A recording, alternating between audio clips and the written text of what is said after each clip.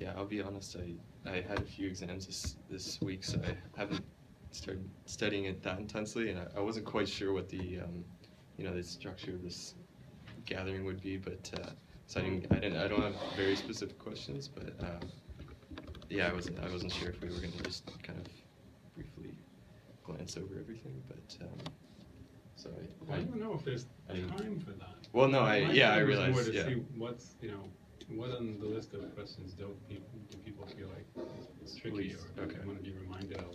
Yeah. I'm going to do you the enormous favor. If you ask me a question and that's something I know isn't going to be on the exam, I'll tell you. Oh, great. Oh, Let's okay. go through this. I have a question. Heisenberg's defense of quantum mechanics against Einstein's objection, besides, like, obviously the Bell inequality, but that, I guess, isn't really Heisenberg. What was Heisenberg's defense besides having to give up some key features of physics if you went with Einstein's theory? Well, his main defense was that he was applying an epistemology that, in his view, he had learned from Einstein. And that it was a good thing about quantum mechanics that it got rid of things that aren't observable, and that he invented the term quantum mechanics. Just aside, but it's just to demonstrate what I mean, right? Okay. Because he said, well, we just have to rewrite the rules of physics so that we never talk about what can't be observed. Okay. Because there was quantum theory, I tried to emphasize this somewhat in lectures now and then, but okay, you start off with just the basic idea of the quantum postulate. Okay, energy comes in these discrete lumps. It's not continuously dividable. Then there are other aspects that sort of build on that. Okay, light actually has a particle-like behavior, like it's a little packet of light instead of just a continuous wave. Electrons, well, they're sometimes like particles, but sometimes they're like waves. Right? And Heisenberg, through the uncertainty principle, built this into a general theory. And so he said, I'm calling this quantum mechanics because it's a new foundation for mechanics in which we don't pretend to have knowledge of what's in principle unobservable. So we don't say that that particles actually have a momentum or position before you observe them. You do a certain experiment, and then you can talk about the outcomes of those experiments, but you can't talk about things simultaneously having values that violate the uncertainty principle. There's a precise value of momentum, right? It excludes a precise value for position. Right. A precise localization of a particle excludes a precise measure of the momentum of a wave. Now, Heisenberg's talk is ambiguous, right? If you look at, if you look at the notes, just the notes on the lecture slide, where he says, sometimes he says, well, it's because you have to look using a means that's kind of clumsy and it's going to destroy information. And when you say things like that, you're almost, I just forgot, that talk always shows that time. No one ever come in here, it's so close to the actual time for once that it's disturbing.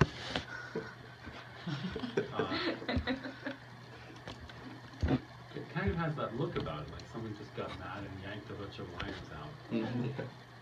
Sick of the Brush against the wall. So you might infer from that kind of talk that, well, there really was a position and a momentum before I disturbed them. Right. But his real point is, well, officially, the Copenhagen interpretation, we don't say that particles really have those properties. Right. They have them when a certain kind of experiment is done.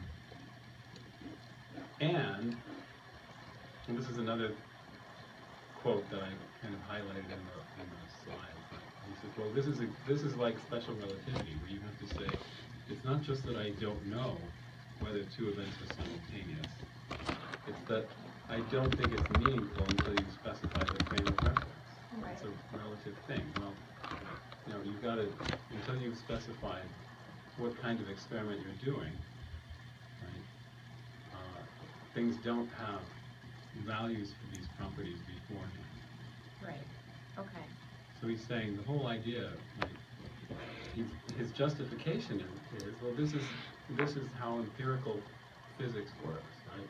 Einstein showed that you don't have an empirical means to figure out what's really simultaneous without picking a frame of reference. So you abandon that concept as an absolute concept, right? It pre-exists somebody trying to measure it. Okay. Thank you. Still bothered Einstein, right? Right. Because even in relativity, you just say, well, you know, science, not that I abandon the idea of absolute simultaneity, but there's still a sort of world out there with definite properties. It's just that simultaneity is not a real Right. objective property. The real objective property is the invariance of the velocity of light. Simultaneity is a kind of local human perspective on things. Right. It's relative to the observer. But Heisenberg's view is more radical, right? Because he's saying, well, it actually doesn't have a set of properties that are definite until I decide what experiment I'm going to do. And he says, well, you know, if we want to say what we have learned from experiments, then that's all we can say. If you want to say more than that, you're going past what's observable. And this, by the way, Einstein, was what our whole generation learned from you. Right. So, Okay. too bad. Thank you.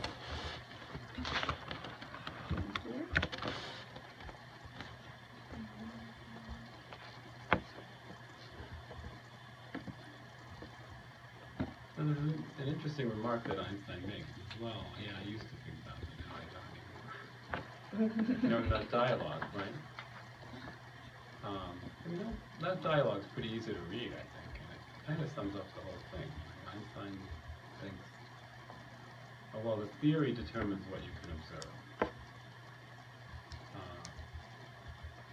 And Heisenberg and Bohr, their view is, well, you know, we have all these results of experiment, and there's no theory you can come up with that can make it legitimate to say, you know, this is the position and momentum of this particle. The limitations are real, and they're not imposed by the theory, they're just sort of out there. You know, if we do these entanglement experiments, these are the results we get. You know, if we, you know, there just are these experimental facts that don't fit into a classical framework. And we can't just say, theory tells us what we can observe. So again, in their view, that's kind of like with relativity. Yeah, there's supposed to be a dependence of electromagnetic phenomena on the velocity in the ether. But the experiments don't ever let you see that. So, you just have to build physics, or sort of rebuild it, taking that understanding into account. And that's what we're doing in quantum mechanics. Can I see somebody else's hand? Oh, I was gonna ask something, but then you kind of explained. Okay.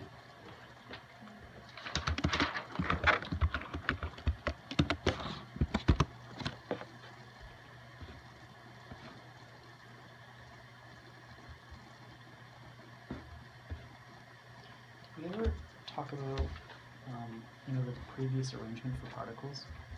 Like, when we're talking about, like, say, the schematic EPR experiment, whether they turn one way or the other, like spin one way or the other. Was that ever something that we expanded on? Say, like, Well, if there was actually a previous arrangement given to them, or?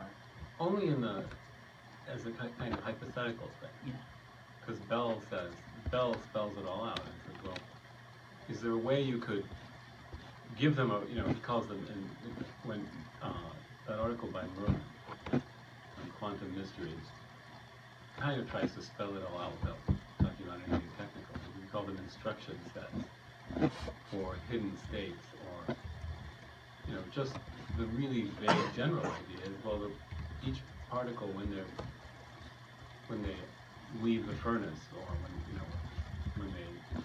photons are created, whatever interaction creates them, right? They start out with properties that are going to determine how they behave when they reach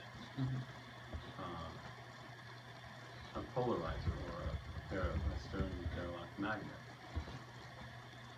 So, but apparently, what they do depends on how the magnets are oriented, right? So you have to give them an instruction for what to do in each case. Right, so if one of them has the instruction, well, if the magnet's vertical, you go up.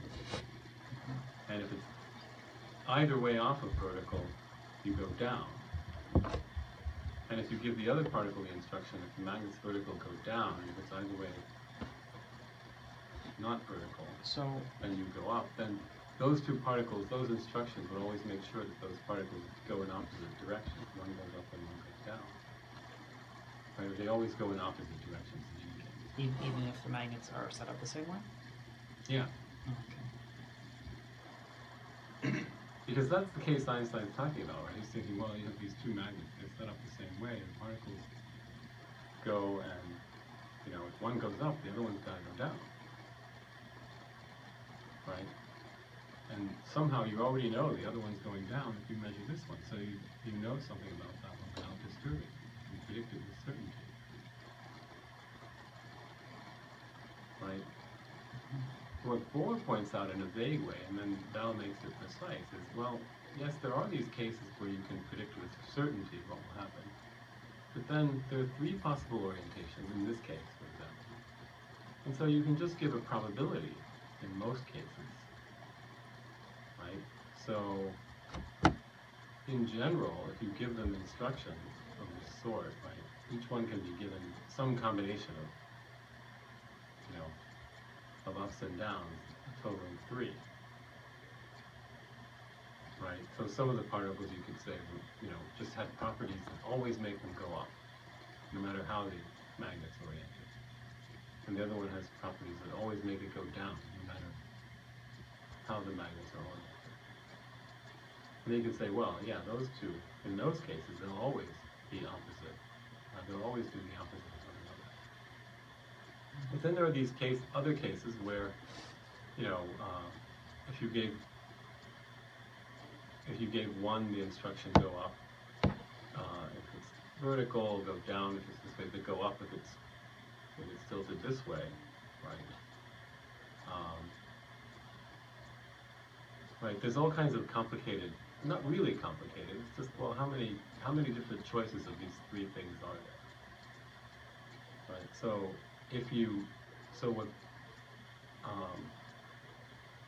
what Bohr said was, not that I'm expecting you to, because Bohr is hard to figure out, but there's some really general things about Bohr that I'd like you to remember. But what he was saying in response to Einstein was, well, quantum mechanics tells you what will happen in any situation involving these pairs of particles.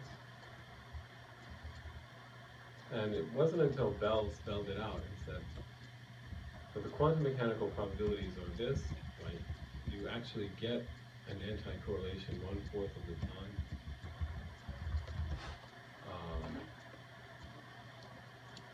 And if there was some way of preparing the things in advance, that telling them what to do, so that you would expect a greater correlation in that, right? A minimum correlation of 1/3. I think the anti-correlated a minimum of 1/3 of the time. You don't have to remember how the argument works, as long as you remember that it's that's all it's based on, right? This sort of the combinatorics of how many different ways, how many different instructions can you give each one, right? You can give it you can tell it what to do in each of 3 magnet orientations. And the weird thing is that somehow it depends on the relative orientation of the 2 magnets, right? So it's like the double slit experiment in that it's sort of telling you, well, the electron in the double slit experiment, somehow, even though all it can do is go from the detector and either go through one slit or go through the other, it somehow behaves differently if the other slit's open. So in a sense, it knows that two slits are open. Right? And then here's a particle going off, like here's an atom going in a beam through this pair of magnets. But somehow it's supposed to know what's the relative orientation of this magnet and the one it didn't go to. Right? Somehow there's a dependence on that. And that's extremely weird because it has nothing to do with space in a way. It has, it's not concerned with, how far away the other magnet is or anything. It's just wherever they are in space, their relative orientation makes a difference to the outcome. So Bell's question is, well, could you prepare them with internal states? Could there be states that determine what they're going to do when they reach these pairs of magnets that would sort of produce this weird correlation? And the answer is no. If you tried to coordinate them by giving them instructions, the correlations would be different from what they are. They would be greater. Because it's only the minimum, right, that's 1/3. There might be those particles that, their internal states make them go up no matter what, or go down no matter what, or get polarized horizontally no matter what. It could be greater than 1/3 correlation, but that it would be consistently less than that. It's weird.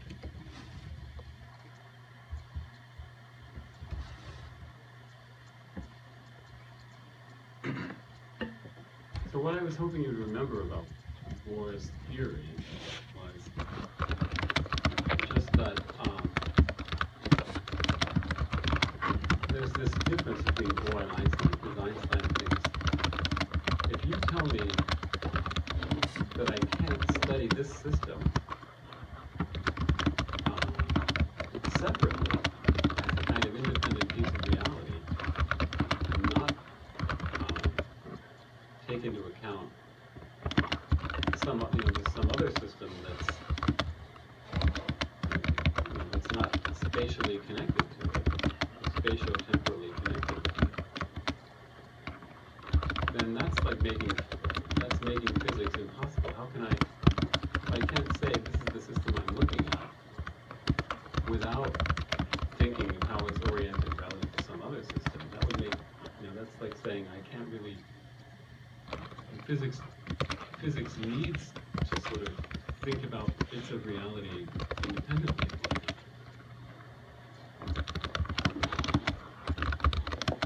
Unless, of course, they're not really independent.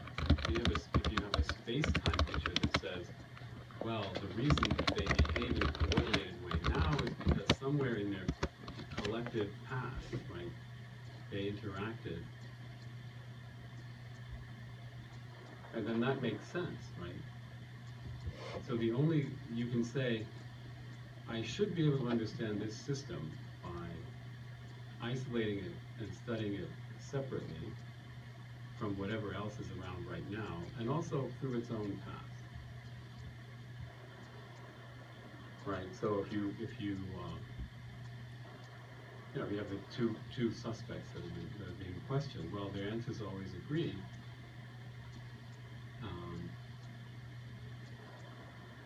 There's at least two obvious possible reasons for that, right? They were both at the same situation and they're actually just telling the truth.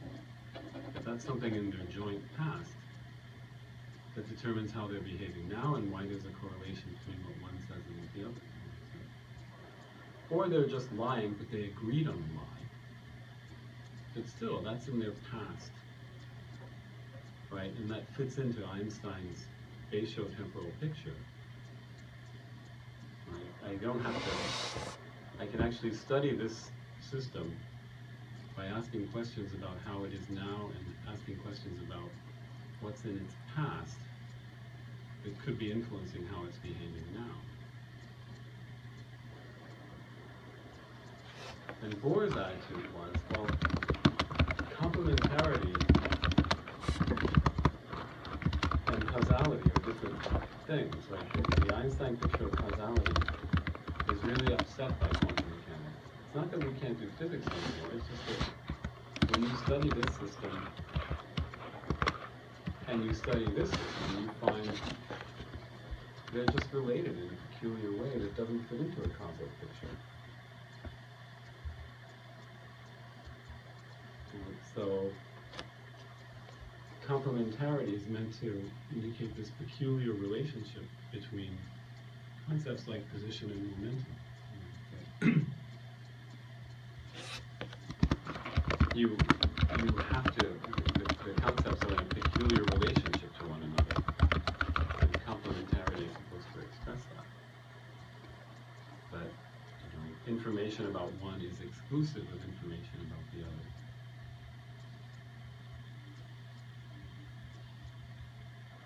And there's nothing, and it's a new thing according to Bohr, that it's just the experiments force upon you. Right? It's not that, yes, I can study a system in the laboratory, and I can study another system in the laboratory, and as far as studying them goes, and sort of figuring out how they behave, I can do that the way physicists always did things. It's just that if I try to put them together into a space-time picture, where either they're isolated from one another, or if they're correlated with one another, then I can find something in their space-time past, where their past lifetimes overlap, that explains why they're correlated now. Right? I can't do that. So he's saying, it's just that you can still do physics, it's just that you can't put it together into this kind of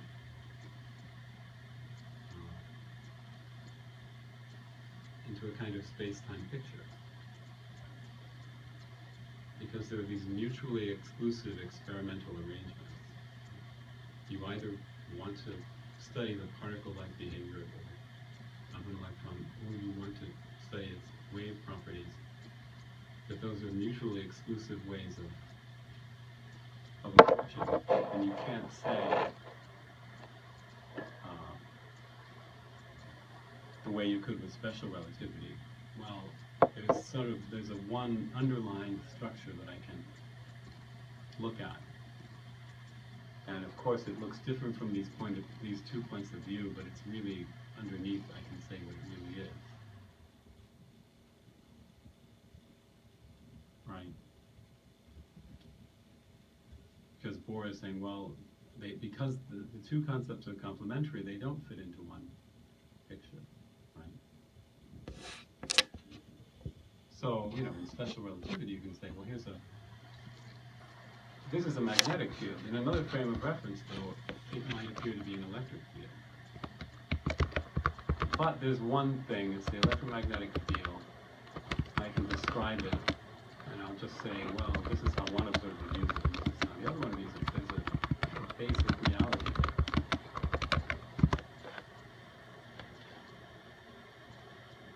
It would be really bizarre if you said, well, I exclude the possibility of thinking of it as an electric field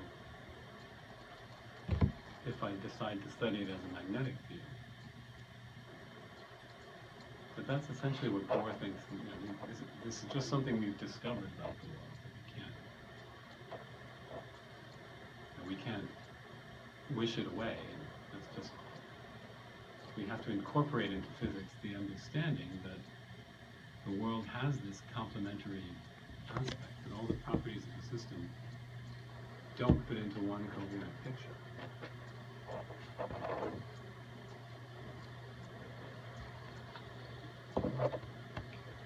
And this is why Bohr insists on, you always have to talk using classical concepts.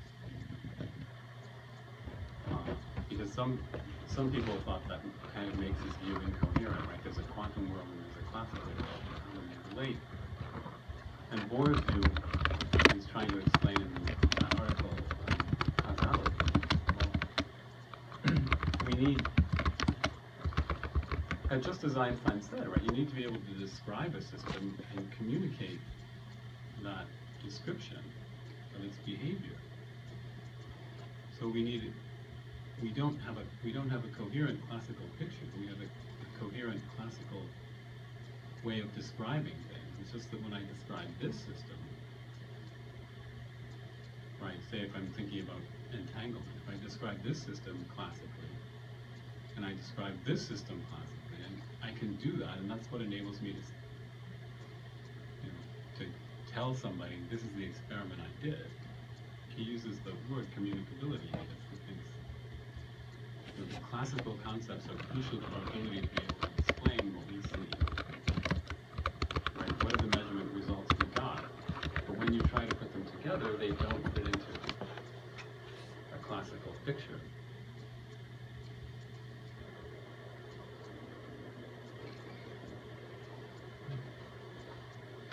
So,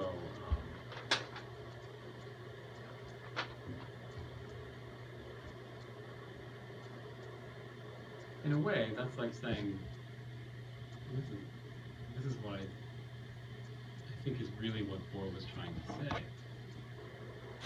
You have to be able to explain what it's like. I think I said this in class. What is it like to live in a quantum world? And so you can describe using classical terms. Like, you just say, well, look, here's my laboratory. It has I can measure things in space and time in this laboratory setting.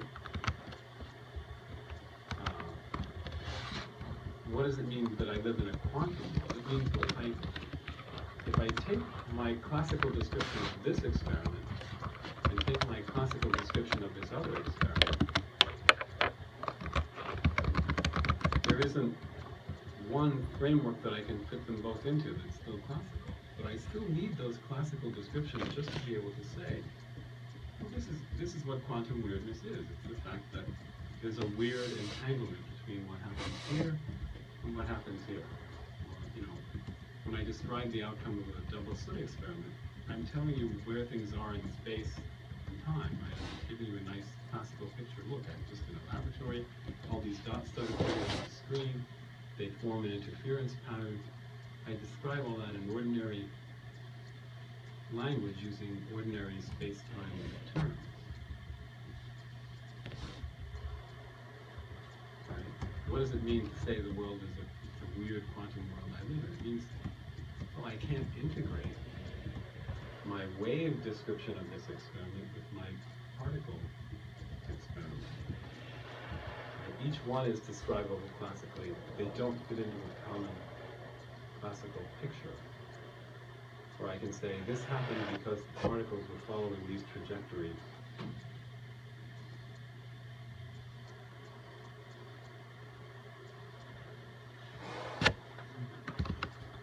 See, I think of it as kind of like, if you're at two different places on the Earth, right? So I can have a Cartesian coordinate system on the Earth because it's pretty flat wherever you are. You can have another one somewhere far away, right? There's just no one plane in which these both lie because the Earth is curved. And if I extend the plane I'm standing on, and you extend the plane you're standing on, they don't meet in a nice plane because the Earth is a curve. And I think that's what Bohr is trying to say about quantum mechanics. It's the fact that you can't integrate it into a classical picture, just as you can't integrate two seemingly flat pieces of the Earth into one big flat plane. I start riffing on that stuff.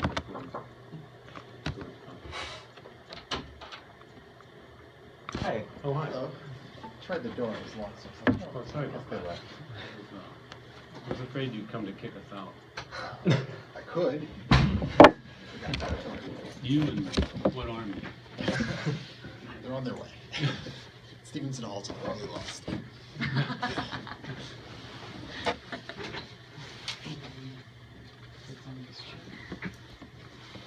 If you want want to say Yeah. that? Oh, no, it's okay. I'm fine with it.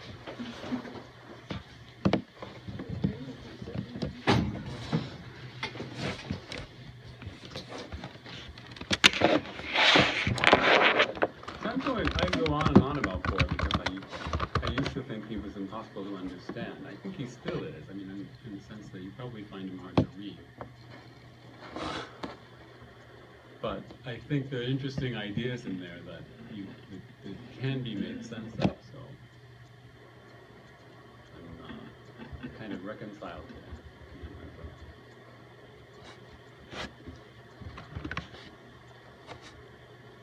For a while, I mean, I used to think, just because I knew a lot of philosophers who thought he was too vague, I absorbed it. But he's one of those people who say things like, if you think you've understood me, you haven't understood me.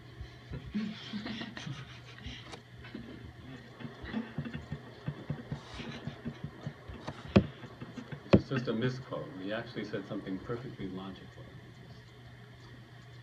If you've understood me, you have not understood me. Many of these famous quotes turn out to be, yeah, they're just misquotes of things that people said that were perfectly logical. Like Nietzsche. His most famous phrase is often misquoted. What he actually said was, whatever does not kill me belongs to the complement of the set of all things that kill me. It's just perfectly reasonable. What did they turn it into? Whatever does not kill me makes me stronger, which is, of course, nonsense. That's where that came from. Yes, well, this debilitating bone marrow disease didn't kill me, but made me stronger. There's a whole Kelly Clarkson song based on it. Really? I guess she's the authority. Kelly She was, can't be wrong. See her versus Nietzsche. I didn't know she was a philosophical Oh yeah. type of singer.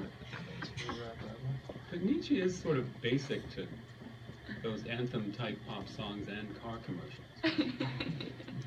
Those, you know, I'm strong and I don't need you anymore type songs.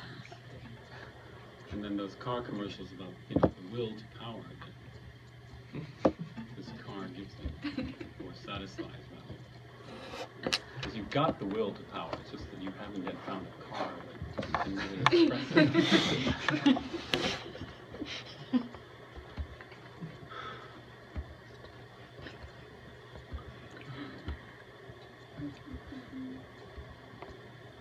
So my daughter went through a Kelly Clarkson phase. I just don't remember anything particularly Nietzsche. Maybe obviously I wasn't paying attention. Clearly.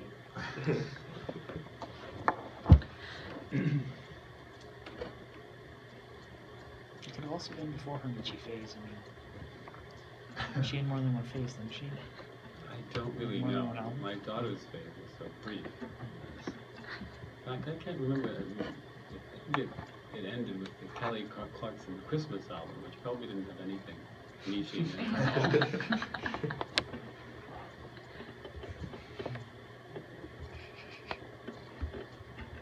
Except, of course, Die, Santa, Die.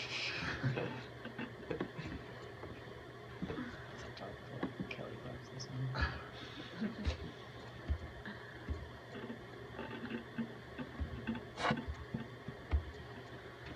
Actually, I once, you know, a long time ago, I wanted to borrow that Ernst Mach book from the library, the original German, which is it's called, in English they call it The Science of Mechanics, but the original is called Die Mechanik, which is German for the mechanics. And, but it was a really old book. I had to ask for it. I had it dug up from the bowels of the university library. And, oh, is this what you want? Die Mechanic? No, that's a Stephen King book. I wanted something that's not. Anyway. Can I, I should have. okay, so does Einstein think that quantum mechanics is incomplete because it can't explain what happens when something is not being observed, and he believes that obviously something must happen, and then Bohr says that you needn't explain that because the state of whatever it is doesn't exist prior to measurement? Is that like the back and forth? That's the general view. But see, when Einstein says quantum mechanics is incomplete, he thinks he's sort of found something internal to quantum mechanics that shows it's incomplete, right? So you might say, well, in general, he thinks, well, any theory is incomplete if it hasn't got a complete space-time description of how, or at least in principle, right? If it doesn't have the possibility of a description of how everything got to be the way it is by the individual particles following trajectories through space-time, right? Right. So you say, well, yeah, I might not know the state, but everything is in a certain state and it evolves through time, and every particle's on its little trajectory, even though I might not know, right? And Bohr is saying, well, we have to abandon that picture, Okay. right? Okay. But specifically in this paper, he's saying the existence of these correlations sort of shows that quantum mechanics is on its own terms incomplete. Because quantum mechanics is telling you, on the one hand, the uncertainty principle means you can't have knowledge of any property of a system without disturbing. Right, and he's saying, well, because of these correlations, we do know things about particles without disturbing them, because when we see what's happening on this side of the experiment, we can predict with certainty what's happening on the other side. Right. And Bohr is saying, well, there are cases like that. The quantum mechanics describes all the possible and all the possible experimental outcomes and the probabilities of getting them. There are certain arrangements, yes, but there's a probability 1. If I measure, say, an up spin on this side, there's a down spin on the other side, because that's a kind of conservation law. Right. And that corresponds to, those simple cases I keep imagining that, there's only one black ball and one white ball, and if you knew one was white, you'd know the other one was black. Right? But quantum mechanics actually describes the full range of probabilities for what happens in every situation. Right? And so it's really only with Bell's theorem that you kind of have a definite answer to that says Bohr was right to trust in how quantum mechanics describes these probabilities, and Einstein was wrong to think that this correlation suggests there are hidden states that quantum mechanics is just denying are there. Right? So Einstein is saying, well, assuming there's no spooky action at a distance, and obviously if there is a correlation, then there's some hidden state that's responsible for for why we know what's happening on one side when we know what's happening on the other side. And Bohr is saying, we're not talking about, disturbing or not disturbing, we're talking about just using induction and saying, these are the correlations that exist between outcomes on one side and outcomes on the other. And quantum mechanics gives you predictions for those. And he assumed that quantum mechanics predictions would always be right.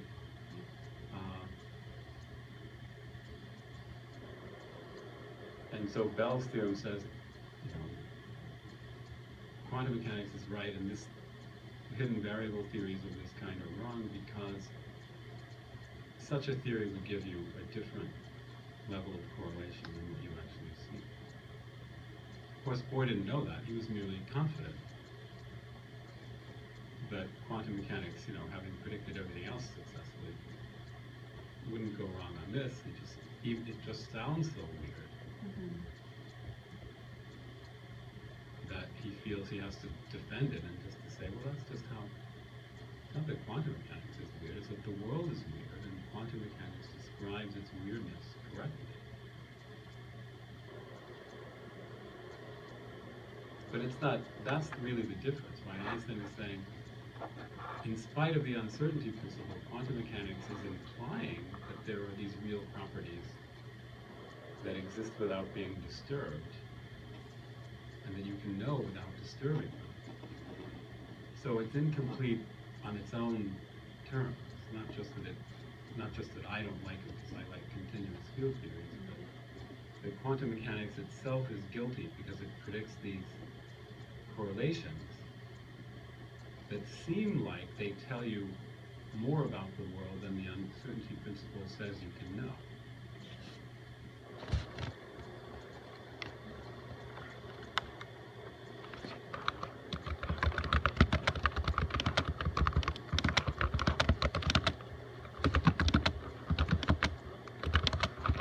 What do you mean?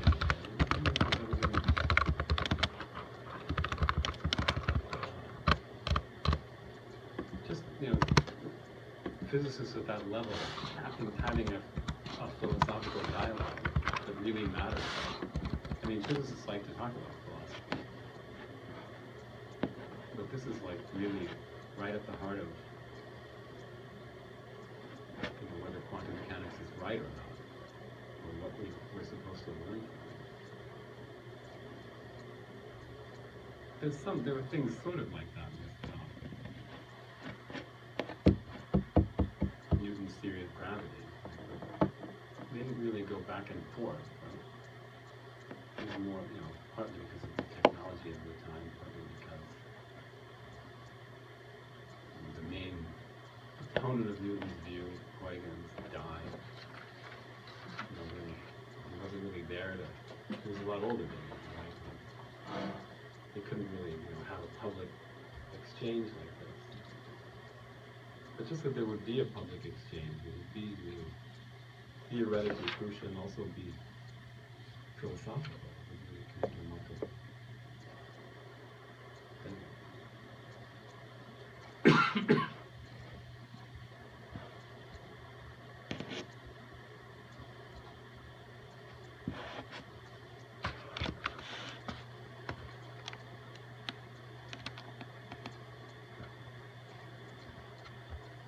But actually, I should say,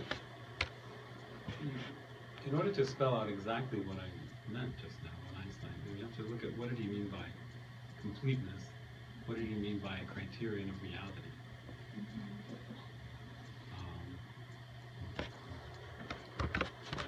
Right.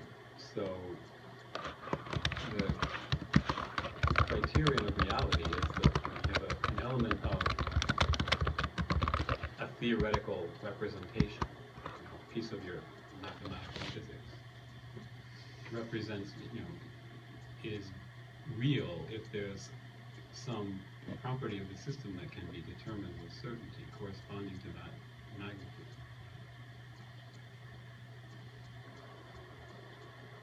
And a theory is complete if there's a way of measuring everything,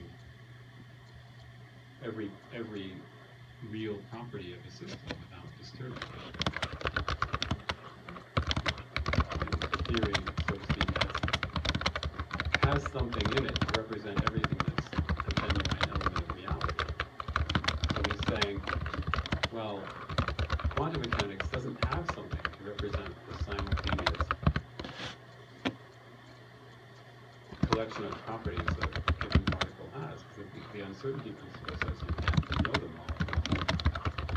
On the other hand, because of entanglement, I can say there really is an element of reality that the uncertainty principle says I can't know. That's what makes it incomplete. But there's things that count as elements of reality because in some sense they're knowable. But the theory doesn't have a representation of them.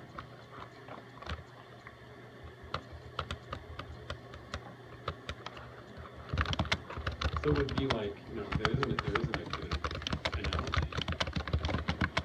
And there isn't an example like this in relativity. It would be like if in relativity, say, you did have some way of saying the true simultaneity relation, right?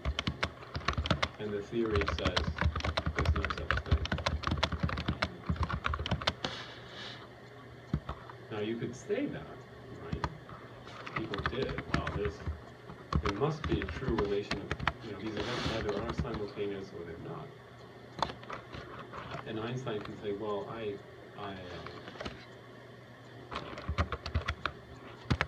challenge you to tell me what that relation could be. That relation isn't an element of reality that my theory fails to account for. My theory defines simultaneity using the light signaling criterion.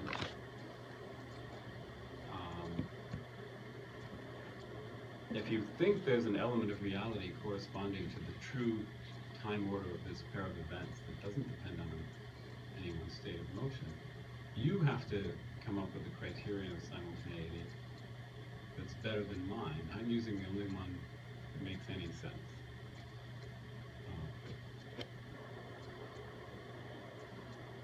But in this case, there's no challenge to that. I mean, there's no answer to that challenge, I think, in special relativity. That Einstein thinks, well, because of entanglement, there is something different about the case of quantum mechanics, because entanglement tells me, oh, I really do know the properties of the system that I'm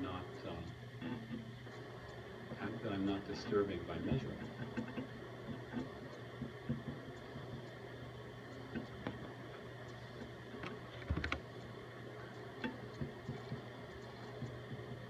But it just turns out that he's wrong.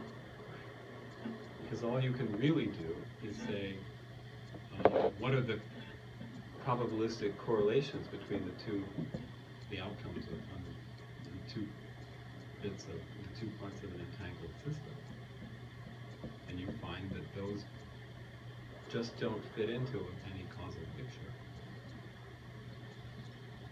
And you can't really, except in special cases, you can't predict with certainty. You just have a certain probability of a certain outcome on the other side, given what you've measured on this side.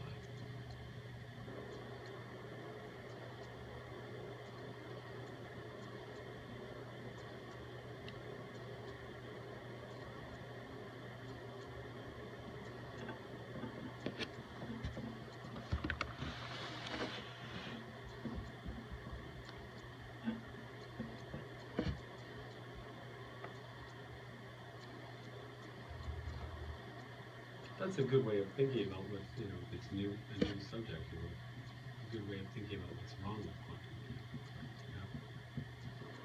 Probabilities that can't fit into a classical picture of probability because you can't sort of represent them the way Bell's theorem tells you to, as a sum of ordinary probabilities. So, if you're rolling two dice and you just sort of throw them in opposite directions, right? There's something basically independent about how each one's going to behave, right? What each one says is going to depend on the fact that there's 6 spaces, and each one assuming that everything's kind of symmetrical. They're not loaded dice or anything. Each one has an equal probability of. Each one has a 1/6 probability of facing up when the dice comes to a rest.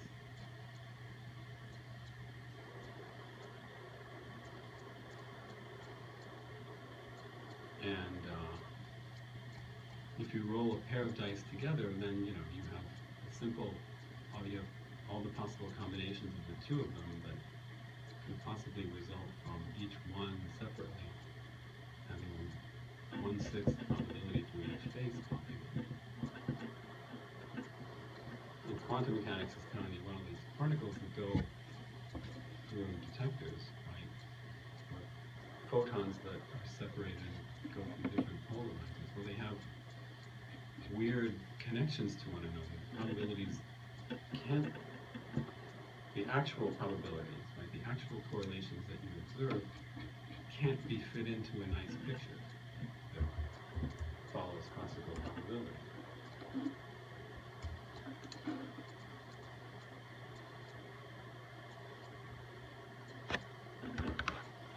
It would be like, I don't know, some croupier at a casino and 2 people, 2 pairs of dice, and they go to different tables. somehow there's some non-random correlation between, you know, what this person rolls and what that person rolls. And if that happened, you know, and I don't go to casinos, I just find it easier to mail them a check. You know, I understand from the movies that they have cameras in the ceiling and all this, they're watching for people who cheated. And if you saw two people who were, you know, whose results were always correlated, you might think, well, there's something they have going. They both have loaded dice, or you know, there's somebody, you know, a guy running a roulette wheel who's doing something that, again, in the movies, there are always guys who do something to the roulette wheel to achieve some result.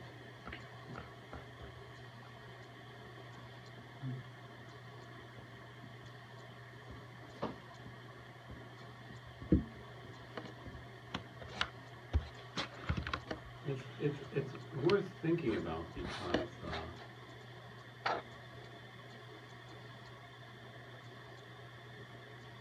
sorry, scary people sending me messages all day.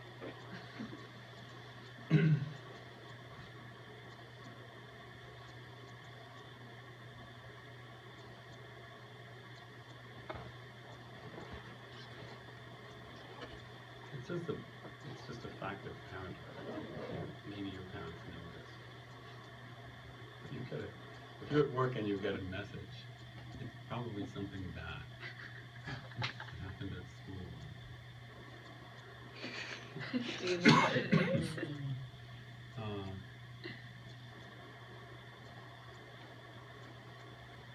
Anyway,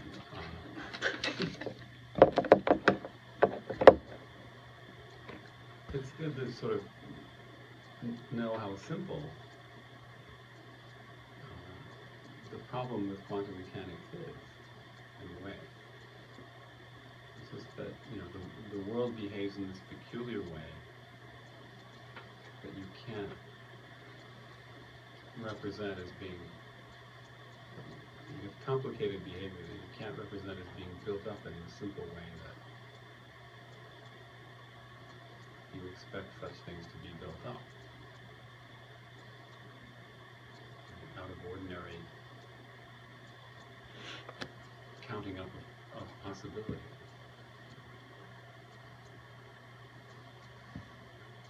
Right, so in the case of Bell said, well, these are the possible combinations of instructions to go up or down that a particle can have for three possible orientations of the magnets, right? Three possible settings, whatever the experiment is. Right? And so you have, you know, kind of counting, that's how probability is supposed to work.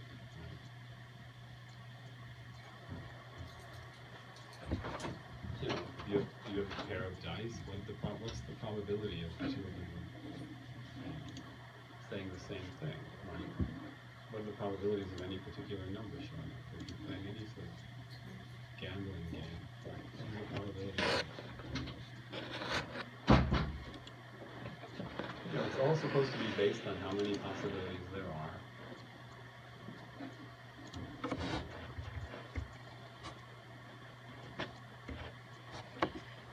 If you have sort of general prescriptions like never draw to an inside straight, right? That's based on the fact that there's 52 cards, and you know, what's the probability of the 3 cards you ask for fitting exactly here into this sequence of cards you've already got.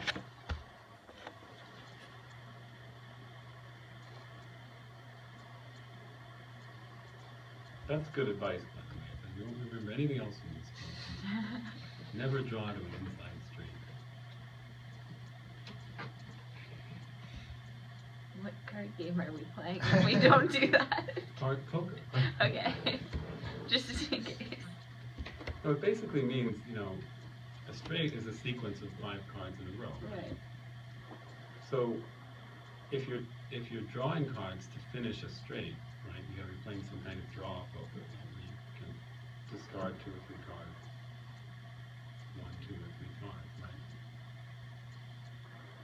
if you're trying, if you have sort of the end pieces of this sequence, and you're trying to get something that goes in the middle, well, that's just inherently less probable than getting a card that would extend it on one side or the other, right?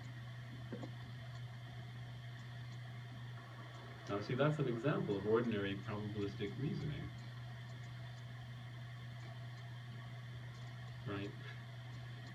Of the sort that doesn't work for understanding quantum correlation.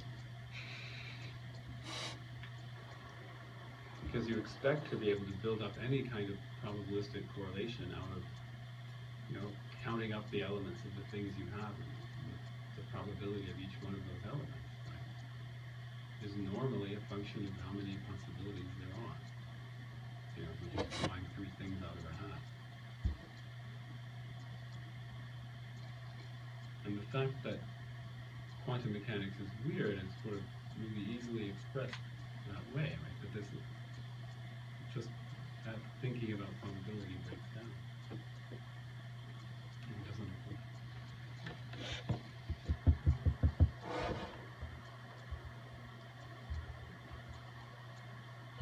So if you never drive an inside street, that'll save you money somewhere. And if you remember why you shouldn't drive an inside street, that will help you remember what was weird about quantum mechanics.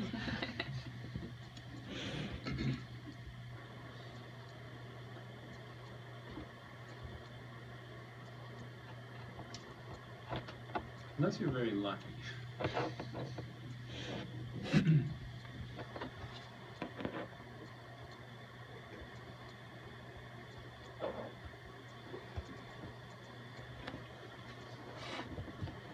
What else is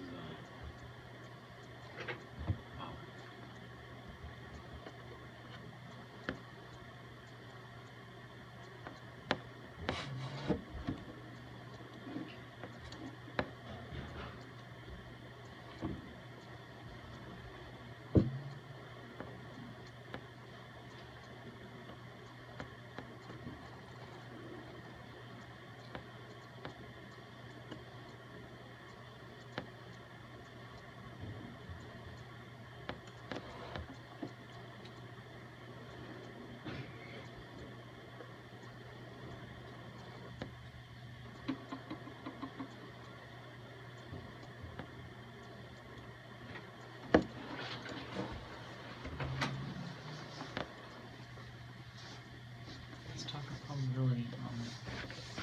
It's reminded me of something that we haven't, I haven't reviewed yet, so I'm not sure if what sort of question you asked, but like in regards to the Minkowski metric and all of those, like just like the slide.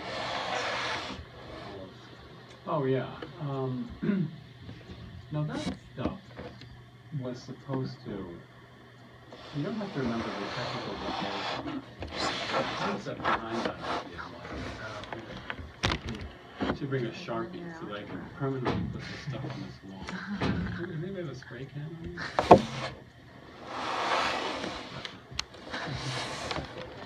I have a highlighter if you want.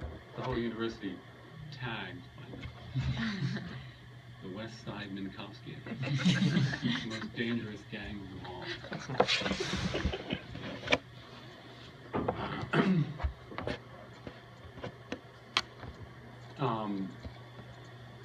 So I was trying to explain at that time, and this is the basic concept behind this was, why did Minkowski come up with this model of space-time? Why does space-time have a metric? Well, if you just think, well, space has a metric, right?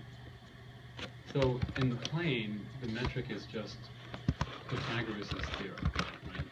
Basically, you get a distance by taking,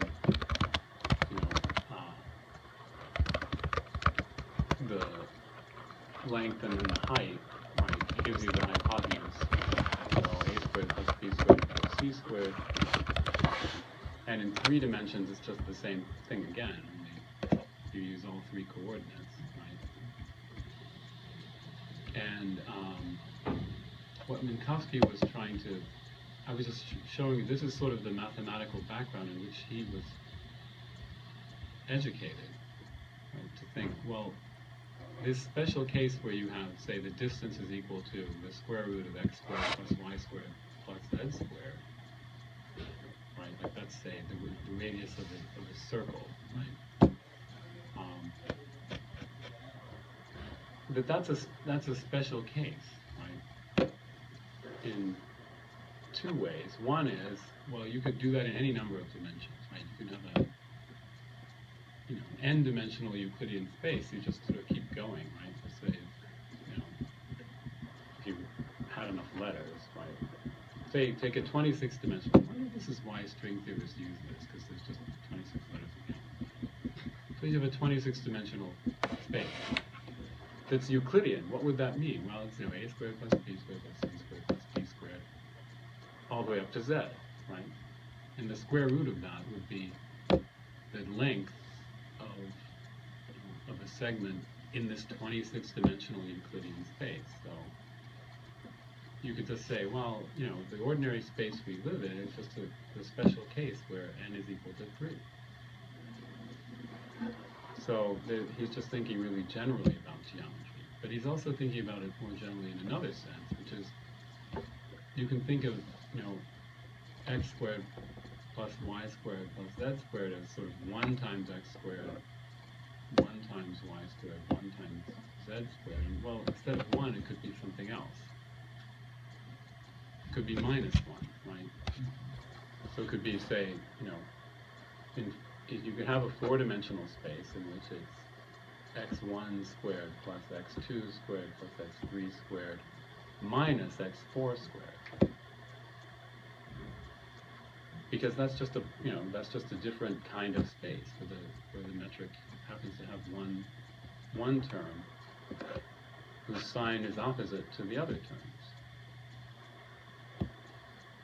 So I was just trying to explain when he thought of the idea of a metric space for relativity, because relativity has this feature, right? The speed of light is invariant, and picking units in which the speed of light is equal to 1, you have t squared on one side, and x squared plus y squared plus z squared on the other side, right? So the time on one side and the space on the other side. If you move one of those to the other side of the equal sign, it becomes negative. Right? So that's telling you, well, the time coordinate. So space-time is like a space with a metric function. It's just that it's a metric function in which the time and the space are opposite in sign. Right? One's negative and one's positive. So whether it's positive or negative is in relation to where it is in space-time then? Or how it relates to space-time? No, the space-time, the space-time just is this 4-dimensional space. Right? Yeah. I just think this is Minkowski's starting point. Well, every event has 4 coordinates. So really, the idea of space-time shouldn't be unfamiliar, right? Because every space you experience at a given time, every moment you experience at a given location. He's just saying, we're used to this Newtonian idea that there's such a thing as distance in space, and there's such a thing as time intervals, but there's no such thing as a distance between one space-time point and another, unless they're simultaneous. I'm just having trouble grasping the whole idea of, say, like one of the dimensions being negative 10, and x equals, a squared equals b squared plus c squared minus d squared. Like, yeah. Well, I wish I had the blackboard, but what I was, it's fairly simple if you start with the idea that for any observer, right, the one thing, remember their space coordinates and their time coordinates will disagree, but what they're going to agree on is the velocity of light. And the velocity of light, well, if you just remember rate times time equals distance, right, then you can, if you put that in geometrical terms, that's like saying,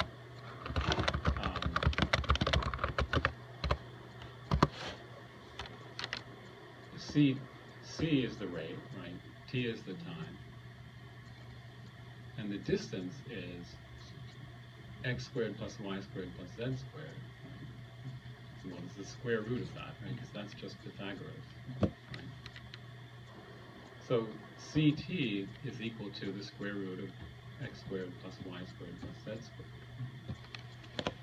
And all Minkowski is saying is, well, you take that formula, since the space and the time are on opposite sides of the equal sign, and they're opposite in sign, if you made that into one expression by moving either the free space coordinates over to the other side, you'd make them negative, right? Okay. Or move this rate times time over to the other side, you'd make it negative.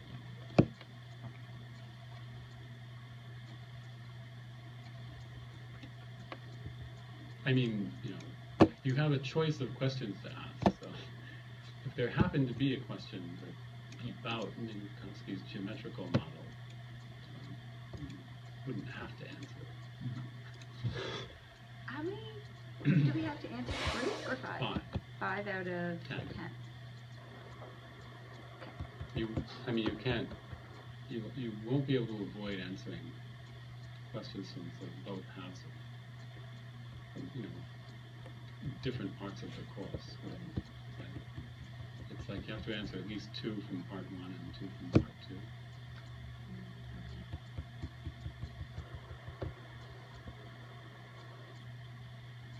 But see, that's kind of crucial, because that tells you the fact that you have this, in 4 dimensions, you have a peculiar metric with a minus sign in it. That's what gives you all these paradoxical things, right?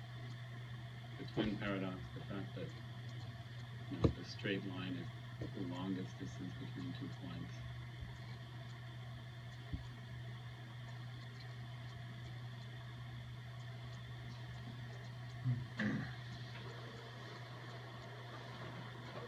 And there are sort of more general things about Minkowski that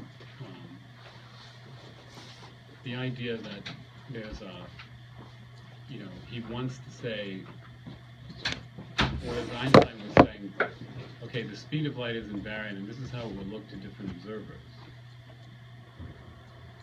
Right? So if you want to go from one inertial reference frame, one inertial observer's point of view, to another's, you have to use these peculiar coordinate transformations where, if you don't remember how they go, that's all right. But if you go from, in Newtonian physics, right, if you go from one coordinate system to another, the time stays the same,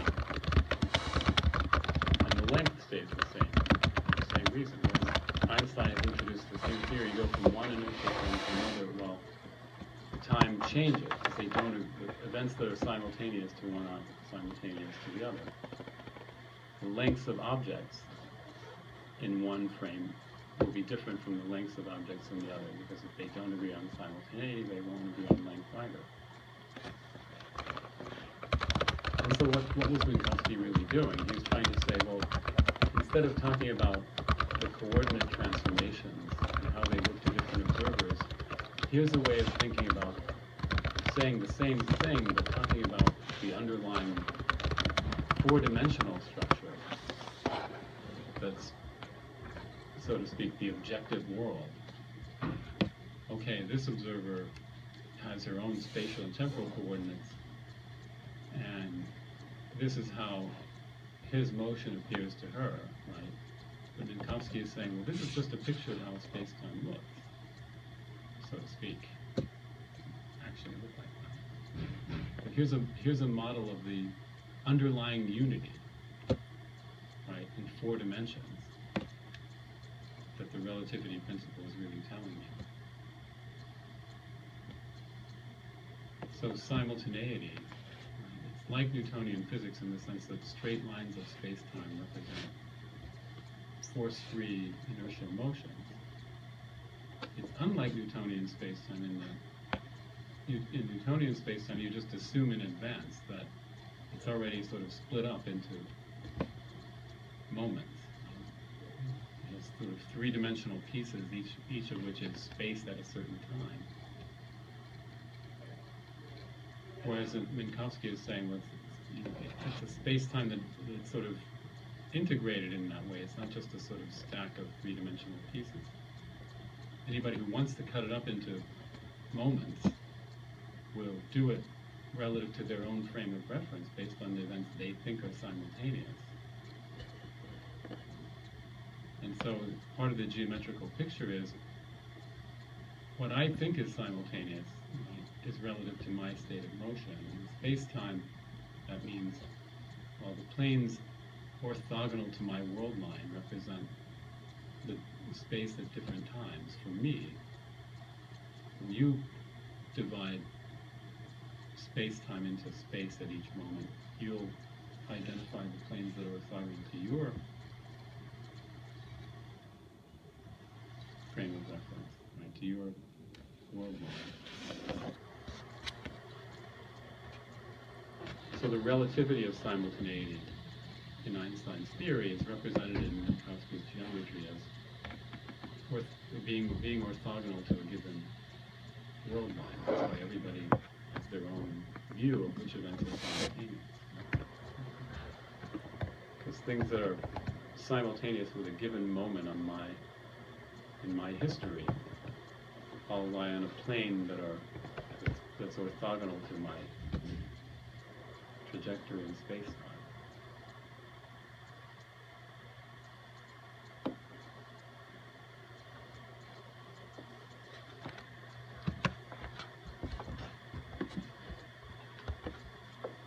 So when he says, well, we should call the theory of relativity the postulate of the absolute world, right?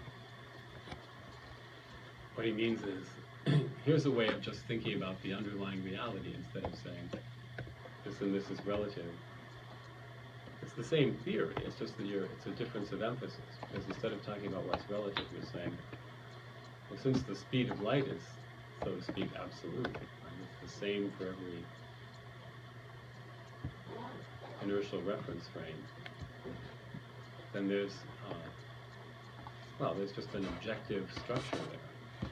At any given point, I could have my world line and the events I think are simultaneous, but the light cone is something everyone agrees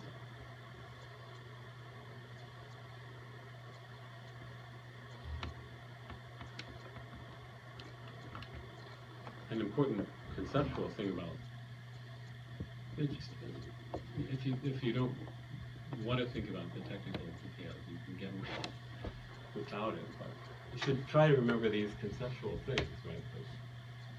It's a completely different way of dividing up the world into past, present, and future. You think of the world as, well, everything that's, all events that have ever happened or could happen, could have happened.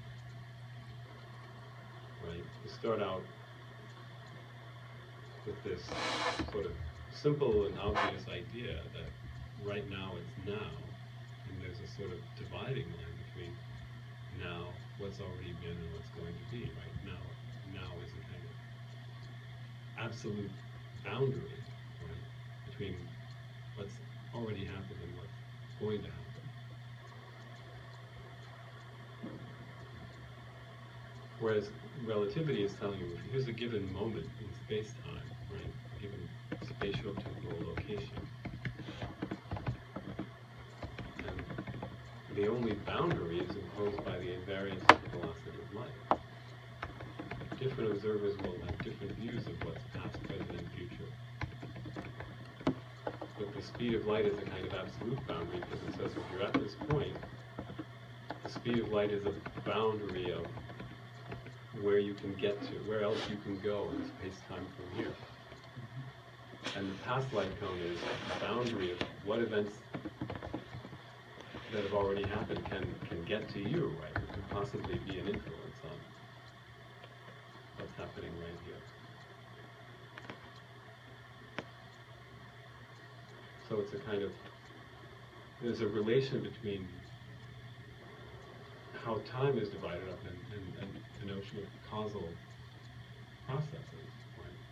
This is part of what's weird about quantum mechanics, right? Because Newtonian physics, in principle, since there's no limit to how fast you could go, there could be a causal influence coming to you from any distance, right? Something could happen so to speak, right now, and if it happens infinitely fast, well, then it could affect something far away right now.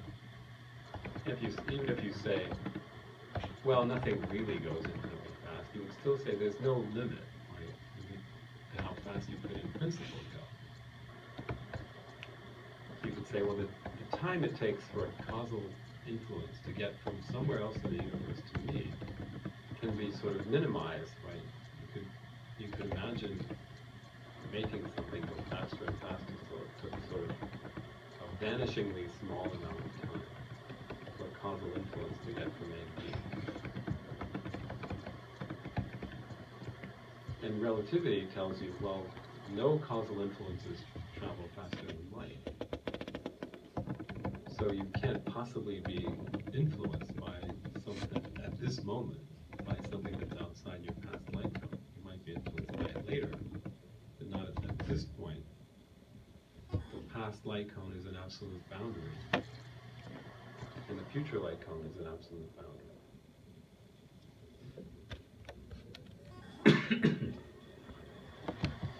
This is why it's, this is why Bohr and Einstein,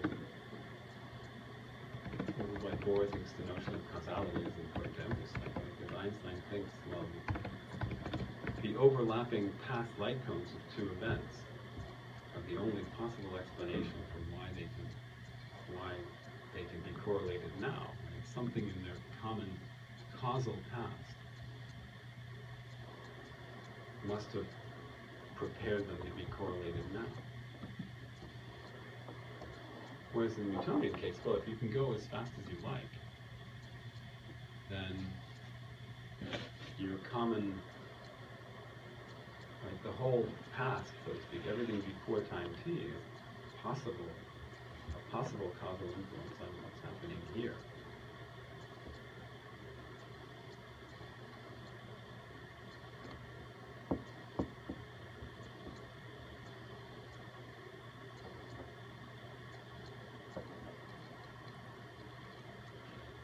So if you remember those aspects of Minkowski's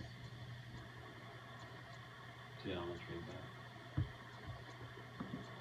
you won't be completely at sea.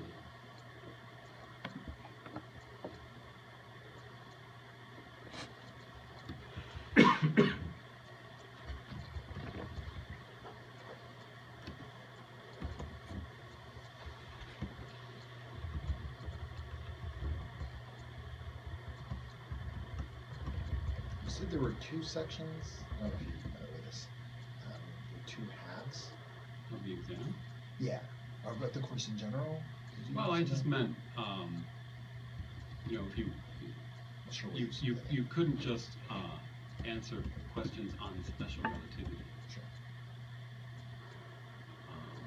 Just wondering where you split it. I feel like quantum and Einstein are like the two halves. Kind of, yeah. Because you have General three on relativity that is a little bit. view, so I wasn't sure.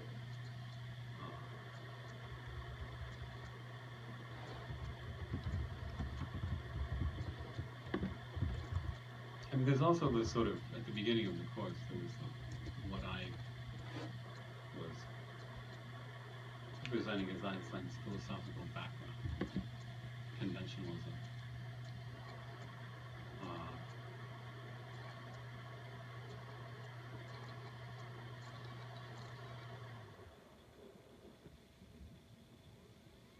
So it would be, the idea is it would be impossible not to answer a question about quantum mechanics, at least one. So Makes sense. if you stopped paying attention before we got to it, Yeah. or if you completely forget what happened before quantum mechanics, that would also be bad. And what happened before.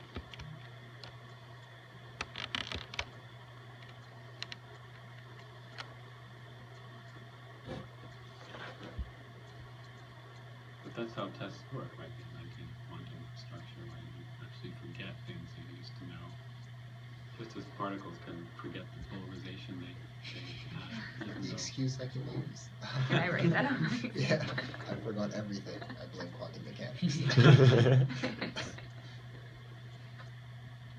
I can see that becoming popular in law. Quantum defense.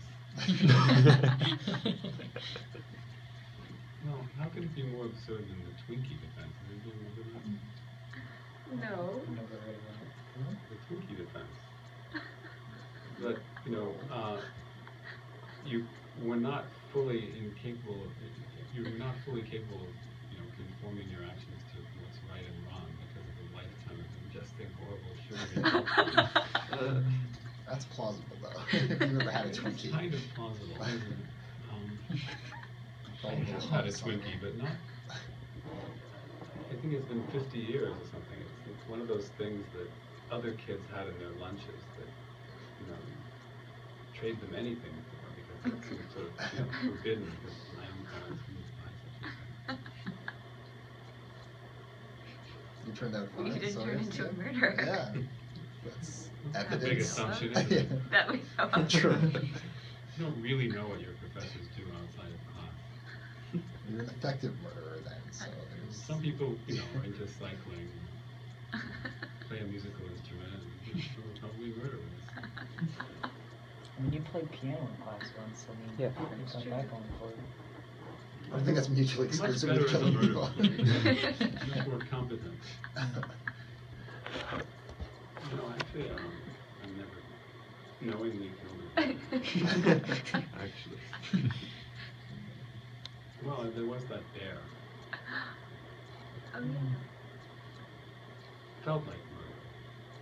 Was It murder. was like a hit. Oh, I didn't realize you were the subject of this today, but it was just weird. You thought he was making it up? Well, I didn't know. I thought you were talking about your uncle or something, or some relative, or like. He was off killing squirrels. Well, yeah, I'm sorry to say, I didn't feel so bad about it afterwards, because I realized afterwards that I wasn't the first person to shoot this bear. Oh. Oh. Someone had shot it in the leg, and it had a kind of, you know, badly healing wound. Could go to its Mercy, yeah, it's misery. a mercy killing, Right, yeah. So the bear's Nice. a pretty bad life then. which you discovered after you shot it. Right, so the Kantian criterion, I still murder. Well, the funny thing was, you know, I went through all those steps. You know, you're supposed to be, as soon as you fire, you immediately chamber another shell before you approach this bear and stand there, you know, poking with the gun barrel. Hoping that it doesn't jump at you. You know, I only realized later that, you know, I'd never used a rifle before. I'd used a shotgun, but I'd actually never fired it at an animal before. Just at a target or something.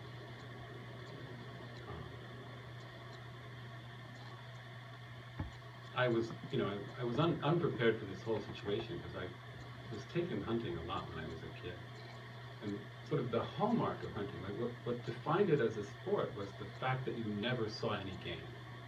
So the idea that bear hunting would involve seeing a bear struck me as absurd as the idea that if you went pheasant hunting, you'd see a pheasant. I mean, those things just never happened in my life. So I just thought, well, you know, Who did you go hunting with as a child? They were... father and uncle. Uh-huh. Anyway, so I was standing there with this gun. You know, luckily the bear actually was dead because I was sitting there and realized, hey, something feels funny about this gun, and I realized I had to put the magazine in properly. So when I fired the first shot and went to, I didn't chamber another shot. All I did was make the magazine fall out. And I went back and, you know, there was this magazine with the rest of my ammunition way back where I was standing when I fired. I'm standing there with Maybe the bear felt sorry for you. Oh, it's okay. I'm gonna die anyway. it would have to be. That would have been I don't know if extremely... you ever saw, and I don't know how these new Superman movies are, but when I was a kid, a sort of convention of Superman encounters with bad guys was, you know, they empty their guns at him, and in frustration, because of course it had no effect, they throw the gun at him. I said, well, I guess I have to throw this gun at the bear. How's that work? Funny thing is, you know, you fire a bunch of shots at Superman, he wouldn't do anything, but when they threw the gun, then he ducked. You can shoot me with bullets, but don't throw a gun at me. That would hurt. Yeah, anyway, so that kind of makes you feel like an idiot, standing there with an empty gun.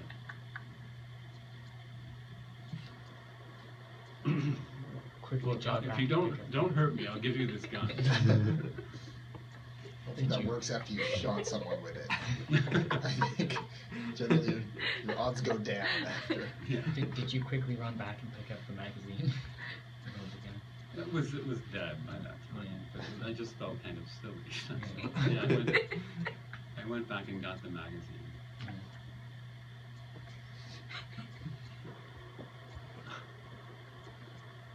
And that was the last time you went bear hunting? Yes.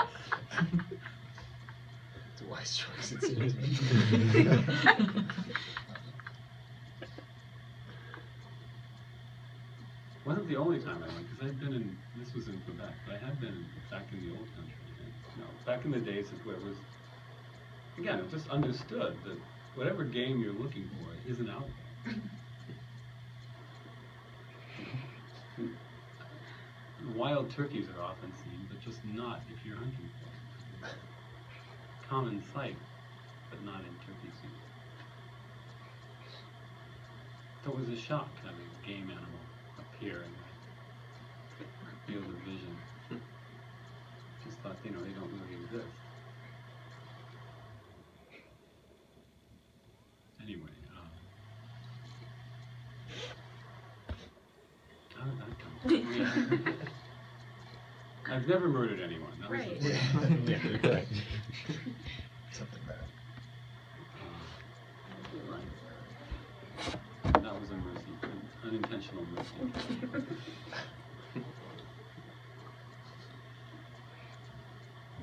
Well, you killed a bear with one shot, that's pretty good. Well, And lucky, otherwise you might Yeah. not be here.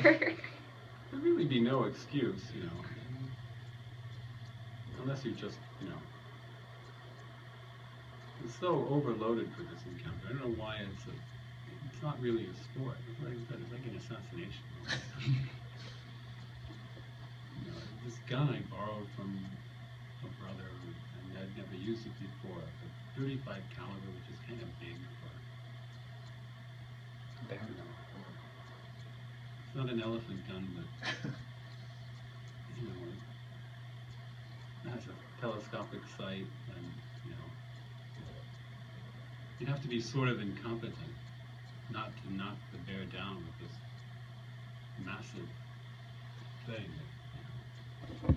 The kick was probably pretty big then, compared to maybe the shotguns you'd shot before. Or, No, well, you know, you brace yourself Yeah. for it. Yeah. It's not. It's more like if you spend an afternoon shooting a shotgun at target. oh, okay. You just brace yourself properly. It's actually a fun sport shooting at target. Yeah. If you get them right, there are clay targets, whereas there are not pheasants. They don't exist. I've never been very good at actually hitting anything, even targets, so. Yeah. Well, it's just, I mean, if you don't, it might be hard for you to understand. You grew up in this American gun culture. It wasn't, you know, it wasn't way out in the country or something. You grew up in a suburb of Pittsburgh, but still, such a big thing. I once went on a fishing trip with a bunch of guys, my brother and friends. Suddenly I realized, you know, they're sitting around in the evening drinking, and they've all got guns. They've got handguns fishing. In case the fish jump over.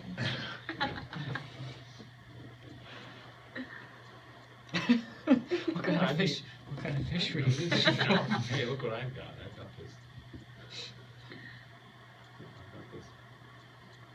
PHIL2310 Special. And they're sort of comparing guns. Leave you to speculate on the deep Freudian significance of any of that.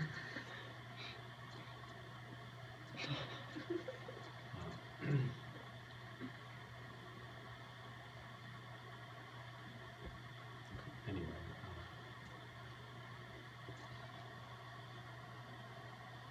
yeah, I don't take any particular pride in my marksmanship. If I don't hold down. What did you do with it? What did you do with it? Did you keep there? Do you make a blanket out of it? Or like a rug? It was made into a rug.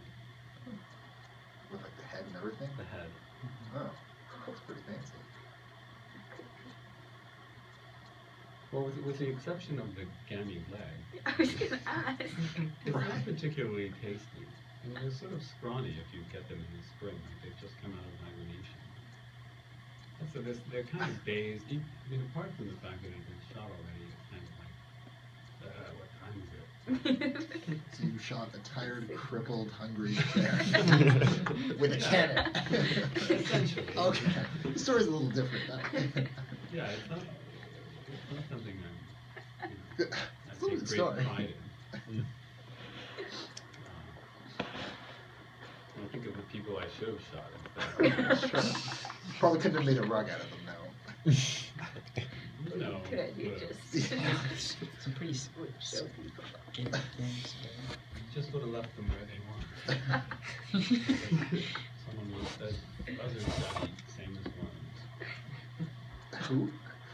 Buzzards and worms. No, it's a line from a western I saw years ago. Shoot somebody. Ain't we even gonna bury him? Buzzards gotta eat the same as worms. They'll just eat them, What? so they'll just eat them. Well, isn't that what buzzards do? That's their Darwinian niche. Scavenger, or not scavengers, Carrying. And carrion power. Don't die around buzzards. I mean, don't die. You can avoid it. I mean, once I'm dead, I probably won't know. Well, some people, I don't know if this is still true, but that was a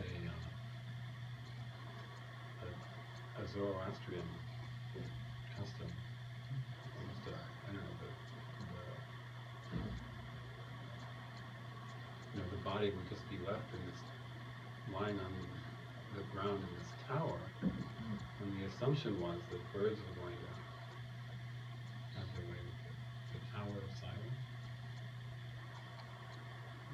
I don't know if all Zoroastrians. Yeah, I think I read something that like a Himalayan culture or something, they would just leave it in the body like, up on some precipice around and so they would just let nature do this. I read this about the Parsis, which are Zoroastrian refugees from Iran to India. But that was their funeral ritual.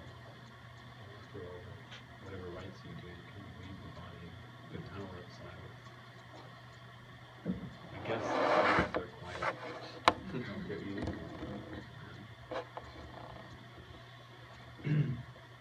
Well, it's dark now. You guys watched the SpaceX landing? What happened last week? Yeah. That was exciting.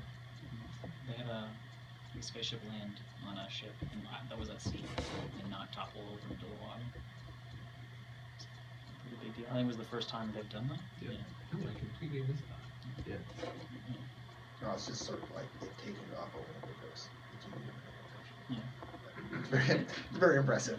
I think it was the fifth attempt at doing it. In other attempts they've had it land, but because of just waves and swells and stuff, it's actually fallen over. But this time it stayed upright. So A spacecraft. yeah. With So no it- humans on An unmanned. Yeah, I think it was unmanned. Part of the ship went up to ISS, and then part of it remained. YouTube video? Yeah. We'll do.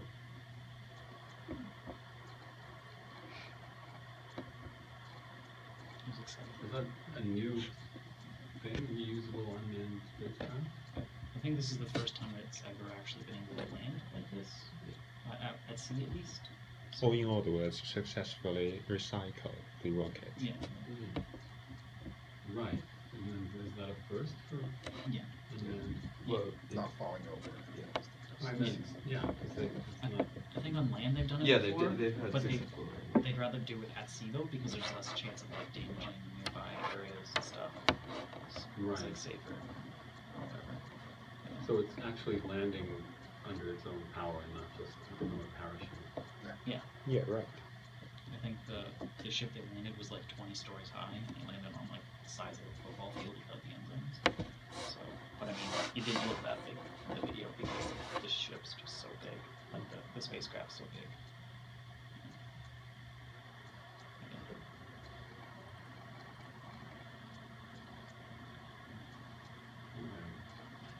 Somehow missed that.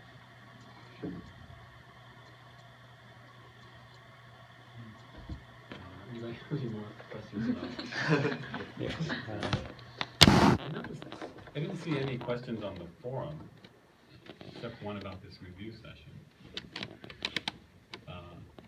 So if you think of anything between now and next Wednesday, you could post it.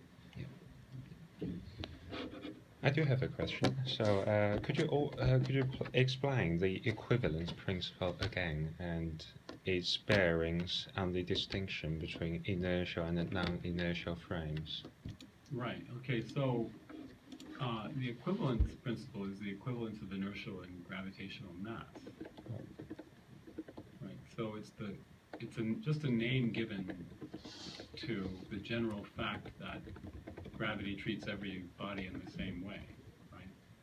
So the very same feature of a body can be regarded as its weight if you think you're in a static gravitational field, or its inertia if you think you're in an accelerating frame going up, right? And so it's a very sensitively tested principle, right? That gravitational weight's always proportional to mass, right? That whatever gravitational field you're in, any two bodies, regardless of their masses, will get exactly the same acceleration from the gravitational field. So it's always just the mass times the gravitational acceleration. So the whole theory of relativity is based on that idea that there isn't an experiment you could do that would tell you the difference between those two things. If there were, then you might be able to do, in principle, you would be able to do a local experiment that told you, you know, this isn't a gravitational, I'm not freely falling, I'm actually being pulled down by gravity, right? I'm not in an inertial state, I'm actually falling, or I'm not in, I'm not in an accelerating frame of reference, I'm actually in a static gravitational field. I might have used this example in class. I was thinking of ways to, I know I used one of them, right? How can you mimic a gravitational field in a spacecraft or a space station, right? If you use a magnetic field, well, you'd have to sort of cover yourself with, you know, wear magnetic clothing, right? Or something. And even then you could do a test, right? Because magnetism doesn't have an equivalence principle. You'd always say, well, you know, am I really feeling my weight on the floor, or am I feeling the downward pull of a magnetic field, right? If you have a pencil or something made of wood that isn't going to be affected by this field, that would tell you the difference, right?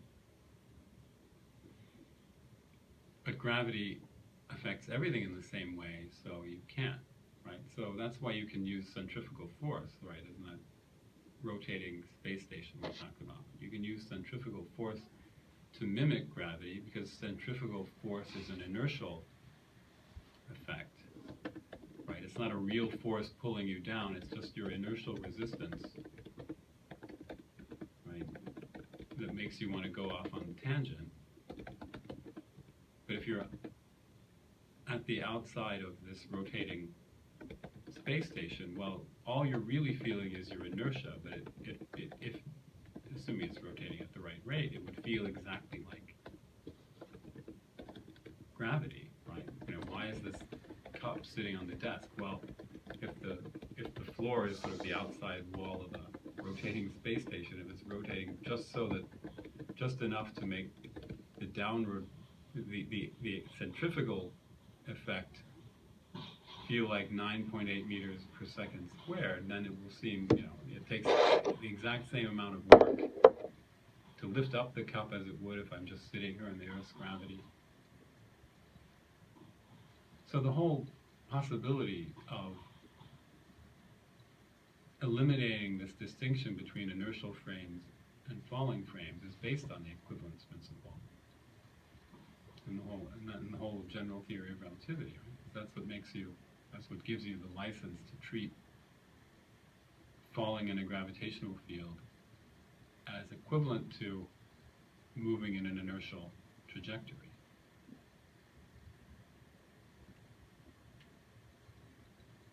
So it's the key to this whole idea of realizing the unity of inertia and gravity.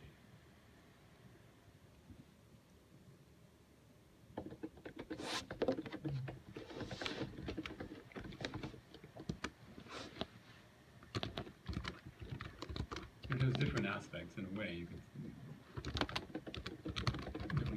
Newton tested it by putting different materials in identical wooden boxes hanging from pendulums, right?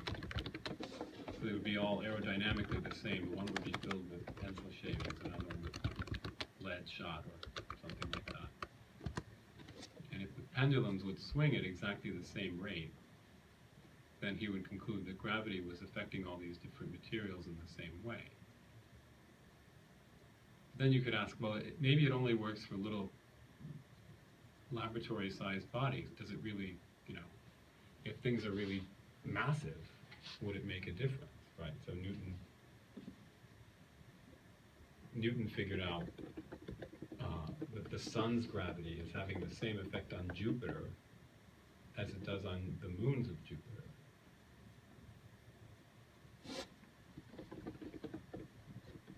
And now, of course, you can do much more sensitive tests in our time of this same.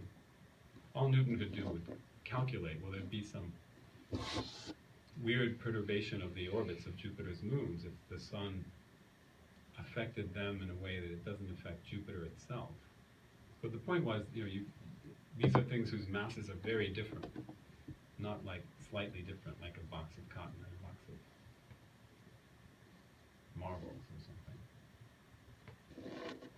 You know, this massive planet Jupiter versus one of its moons, but the sun's gravity affects them both in the same way.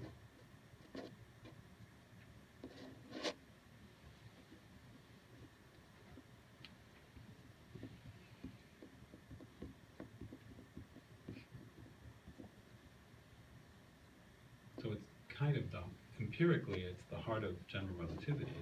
It's the fact about the world that motivates the theory, just as the fact that the speed of light looks the same in all directions to all inertial observers is the fact that motivates special relativity.